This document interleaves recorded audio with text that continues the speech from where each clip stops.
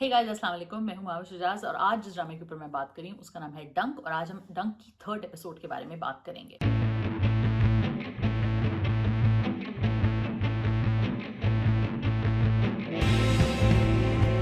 डंक की first 2 episodes बहुत इंटेंस थी, जैसा कि आपने देखा, मैं अपने पिछले रिव्यूज़ में भी बता चुकी हूँ। तो डंक की इस एपिसोड में भी हमने देखा है कि एक ऐसा कॉलेज यूनिवर्सिटी का हाल है जहाँ पे एक सेक्सुअल हरासमेंट के एलिगेशंस लगे हैं और कैसे वो लड़की जो एलिगेशन लगाती है उसका बैकग्राउंड क्या है, जो जिन हजरत के ऊपर ये एलिगेशन लगा है उनका क्या बैकग्राउंड है।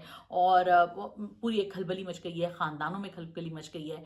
And what I really like about the writing is कि जो ऑडियंस का पर्सपेक्टिव है कि ऑडियंस भी सच जानना चाहते हैं कि भाई एक्चुअली में हुआ क्या था। तो ये जो सच है किस तरह दोनों साइड ऑफ द स्टोरी को बताता है, दिखाता है कि कैसे ऐसा हुआ, क्या सच बोल रहा है। लेकिन अभी तक इंटरेस्टिंगली ये नहीं पता चलता कि सच क्या है और क्या नहीं है, क्योंकि ऑडियंस के दिमाग में अभी भी डाउट रखा गया है। बहुत पहले एक फिलिप सीमोर हॉफमैन और मेरिल स्ट्रीप की एक फिल्म आई थी जिसका नाम था डाउट। और अगर आपने वो फिल्म नहीं देखी तो ज़रूर जाके देखिए, उसमें भी इसी तरह के सेक्सुअल हरासमेंट एलिगेशंस हैं और किस तरह डाउट क्रिएट किया जाता है, क्योंकि ऑब्वियसली इतना हेनस और इतना घटिया काम है कि अगर आपको इस तरह की एलिगेशन भी आपके ऊपर लग जाती है तो ये आपके साथ बहुत बड़ी एक एक सानिया हो जाता है आपके साथ, स्पेशली अगर आप इनोसेंट हो। अगर आपने वाकई किया है फिर तो खैर सही लगा है आपके ऊपर इल्ज़ाम, लेकिन अगर आपने ये नहीं किया हुआ तो फिर आपके साथ क्या होता है और माशरे में इसका क्या असर पड़ता है, स्पेशली अगर एलिगेशन इतना हाई प्रोफाइल हो। तो ये जो कहानी है, ये जो इस वक्त एपिसोड के अंदर इस पॉइंट पे हम मौजूद हैं वो ये कि पिछले एपिसोड में हमने देखा था कि अमल विच इज़ प्लेड बाय सना जावेद, उनकी लाइफ में जो उनका सपोर्ट ग्रुप है, कितने लोग उनको सपोर्ट करते हैं, कितने लोग उनसे अगेंस्ट जा चुके हैं।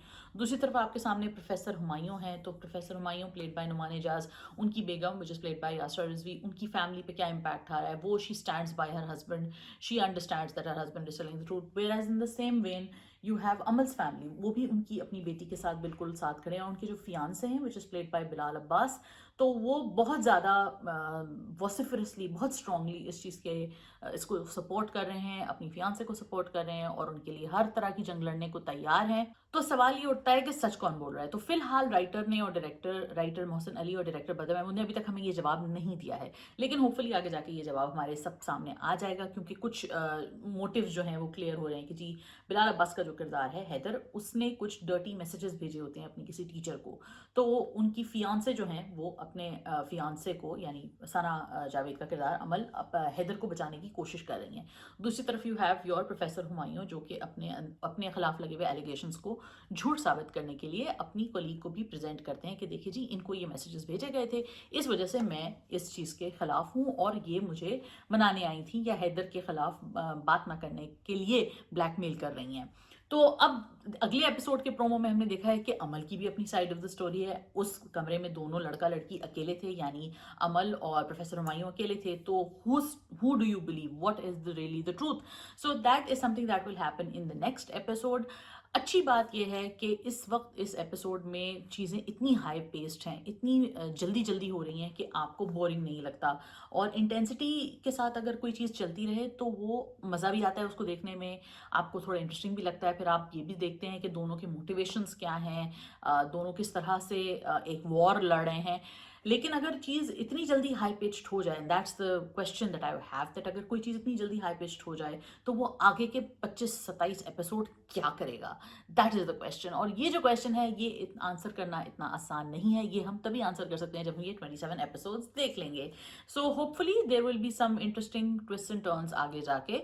और इसके अलावा अगर आपको कोई वैसे अगर आपको कोई वैसे शो देखना हो अबाउट फॉल्स एलिगेशन, या आपको कोई डॉक्यूमेंट्रीज देखनी हो अबाउट फॉल्स एलिगेशन, तो वो नेटफ्लिक्स पे भरी पड़ी हैं। तो do check out some of them. One of them that I recommend is when they see us. It was based on the Central Park 5। Central Park 5 में एक जॉगर के साथ बहुत ब्रूटल असॉल्ट हुआ था, रेप और अटैक हुआ था उसके साथ, और उसकी वजह से 5 लड़कों को, सियाफाम लड़कों को अरेस्ट कर लिया गया था और कई साल बाद उनको बरी किया गया था जब ये पता चला था कि उनके ऊपर ये इल्जाम गलत लगाए गए थे। तो अगर आप ये चाहें तो आप इस तरह की डॉक्यूमेंट्री भी देख सकती हैं। फिल्म भी बहुत सारी बनी है। टू किल अ मॉकिंग बर्ड एक बड़ी ज़बरदस्त फिल्म थी, एकेडमी अवार्ड विनिंग फिल्म थी। प्यूलिट्जर प्राइज विनिंग नॉवल था हार्पर ली का।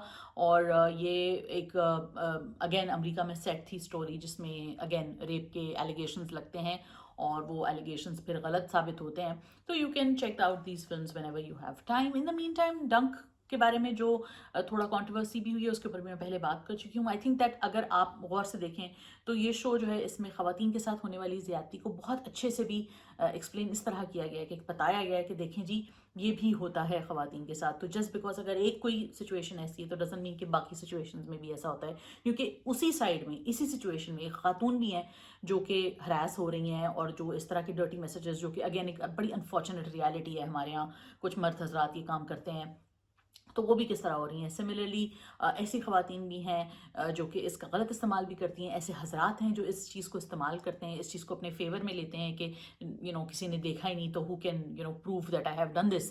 सो इस वजह से ये एक अच्छा एसेंशियल वॉच है अबाउट सेक्शुअल हरासमेंट एलिगेशंस। ये लाइक आई सेड पहले भी मैं कह चुकी हूँ रियल स्टोरी पे बेस्ड है, तो अगर आप उनको रियल स्टोरी अगर आपको देखनी हो तो मोहम्मद अफजल नामी एक माओ कॉलेज के प्रोफेसर थे, आप गूगल कर सकते हैं इनकी पूरी स्टोरी, तो वो मौजूद है। उन्होंने बाद में खुदकुशी कर ली थी। So we'll wait for the results. Obviously, we don't know what's going to happen at the end of this show. But Filhal, I think it's a really good watch. Amazing performances by Sana Javed and Numan Ijaz, especially in that close scene where we see that whole blackmail happen. It's a very, very brutal scene. And both Sana and Numan Ijaz have absolutely nailed the scene. It's such great performances. Very well done by the director and very well written as well. So do check out the third episode and let me know what you guys think. Let me know what other shows you guys are watching in the comments. Thank you so much for watching once again. Khuda Hafiz.